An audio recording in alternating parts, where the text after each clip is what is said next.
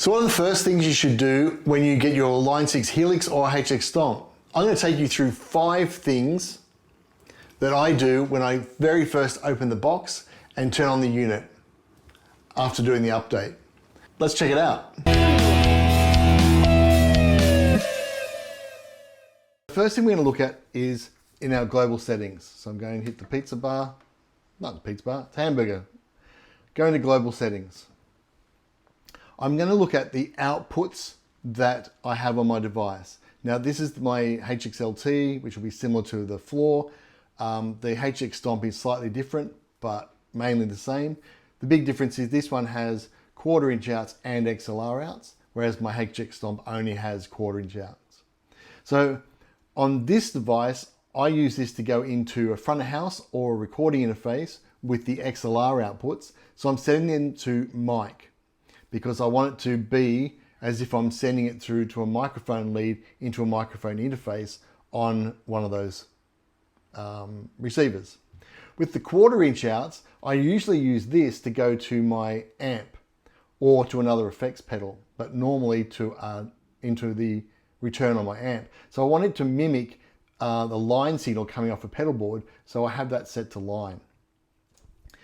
So again, having these set up as a baseline means that every time I turn my unit on, I know if I'm going out the 1/4 inch, I can go into a line level device, or if I'm coming out the XLR, I can go straight into a front of house, or I can go into a recording interface.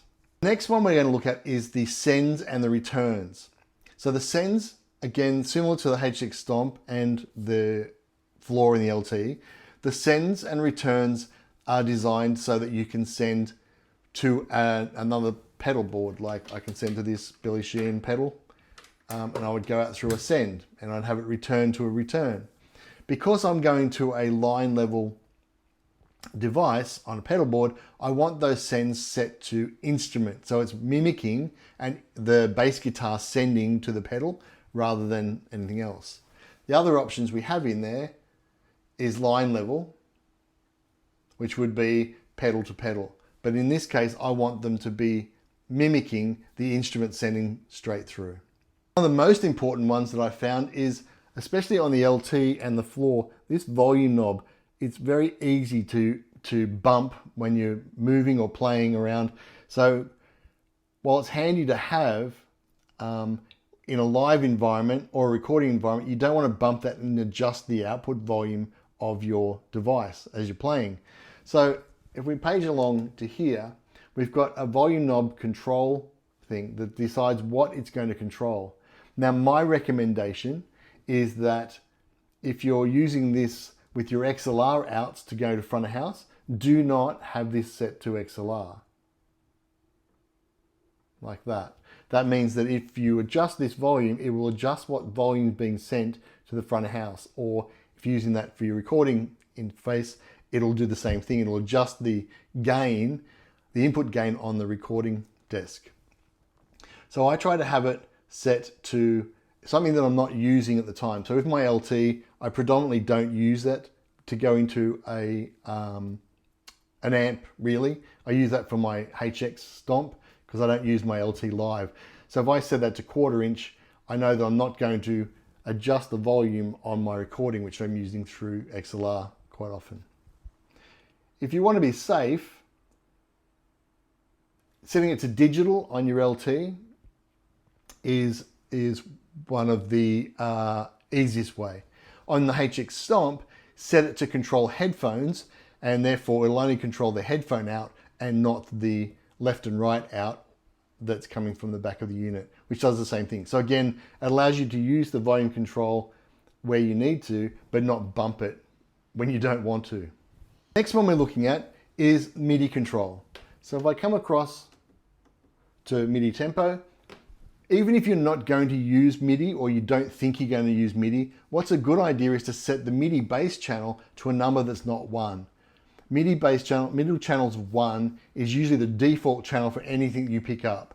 So if you do start to use MIDI, then you want to have that on its own unique channel. So I use MIDI bass channel 2 for my LT, and I use 4 for my HX Stomp. So it gives them, if I ever have them turned on at the same time, I can control both of them through independent channels. And I'm also guaranteed not to mix that up with any other devices like a keyboard or my Macmillan 12-step or any other device that I've got going on at the time. So again, even if you're not going to use it, I recommend picking a channel and setting it to not one, and then when you decide to use MIDI, it'll be there for you. Now, the biggest thing that I recommend setting up as a bass player and using these devices is in the global EQ, I recommend that you set a low cut to get the bass signal away from the kick drum and away from the guitars to make some space. So the kick drum's at around 40 Hertz and 60 Hertz. So what you're looking for is a number, and you can adjust this to yourself based on who you're playing with and where you're playing. I like to set mine to about 55, but anywhere between 40 and 60 Hertz allows you to get that space. Now, the reason I do that here removes the muddiness out of that signal that I'm sending to the front of house or the recording desk. Now, the engineer may play around it and do a bunch of other stuff, but at least I'm guaranteeing, especially in a small venue where there's not very sophisticated front of house or potentially none, that I've got that muddiness out of the way. I'm not competing with the kick drum.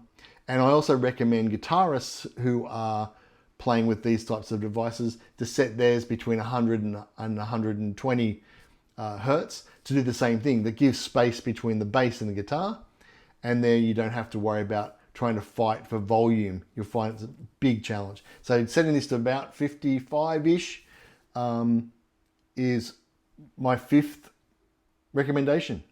There you go, 5 things that I do every time I set up a new Line 6 Helix or HX Stomp. The 2 things that I found the most beneficial to me was making sure that the volume control, if it gets bumped, doesn't suddenly dramatically change the volume or the output of my device.